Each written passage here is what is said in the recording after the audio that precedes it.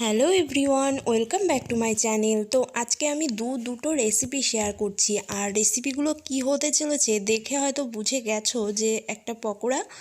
তো পকোড়ার রেসিপি আমি কি দিয়ে তৈরি করেছি সেটা জানতে হলে পুরো ভিডিও স্কিপ না করে দেখতে হবে। আর এটা হচ্ছে কুমড়োর চপ। তো কেমনভাবে তৈরি করলাম সেটাই দেখাচ্ছি। তো সবার প্রথম আমি এখানে বেসন নিয়ে নিয়েছি পরিমাণ মতো। তারপর আমি অল্প ময়দা মেশাবো এর সাথে, ময়দা দিলে বেশ মুচমুচে হয়। তারপর আমি পরিমাণ মতো নুন, আর এখানে আমি কাশ্মীরি লঙ্কা আর কাঁচা লঙ্কা বাটা করে মিক্সড করে নিয়েছি। তারপর এখানে একটি ডিম আমি দিয়ে দিলাম, দিয়ে ভালো করে আমি মেখে নিচ্ছি। তো মাখাটা খুব বেশি পাতলা হলে হবে না, একটু গ্রেভি টাইপের দেখতে পাচ্ছ এরকম একটা ডো তৈরি করতে হবে।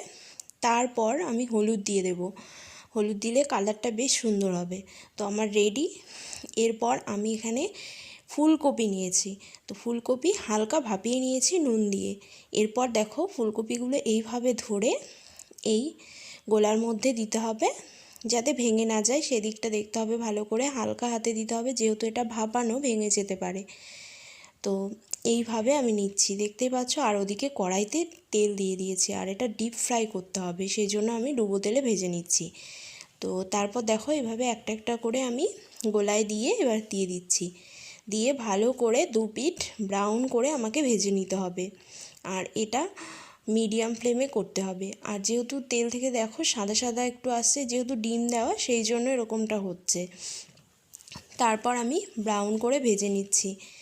খুব বেশি টাইম লাগবে না এটা ভাজা করতে, যেহেতু আমার সেদ্ধ করা রয়েছে, আর ডিম দিলে খুবই সুন্দর ফুলে ওঠে। তো ইজি না রেসিপিটা? কেমন লাগলো কমেন্টে অবশ্যই জানিও।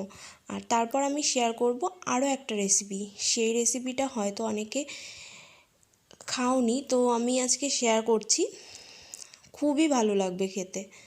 তো আমার ফুলকপির পকোড়া রেডি, এটা সসের সাথে সার্ভ করব। আর তারপর ওই একই তেলে এবার আমি কুমড়ো, দেখো একদম কাঁচা কুমড়ো আমি এভাবে কেটে নিয়েছি।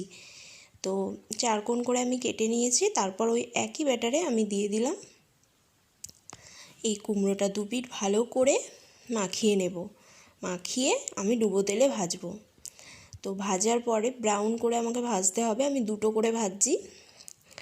তো বেশি বড় যদি কড়াই হয় সেখানে চারটে, যে যেমন কড়াই নেবে সেই হিসাবে দিতে পারো। তো এইভাবে ব্রাউন করে ভেজে নিলেই রেডি আমাদের। আর এই রেসিপিটা একবার অবশ্যই ট্রাই করে দেখো, এটা যে কুমড়োর একটা চপ, খাওয়ার পরে বুঝতেই পারবে না, এত টেস্টি একটা রেসিপি।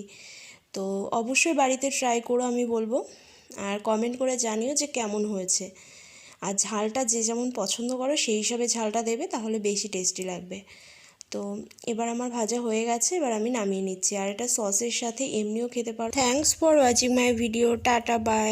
আবারও দেখা হবে নতুন রেসিপি নিয়ে আমার চ্যানেলে খুব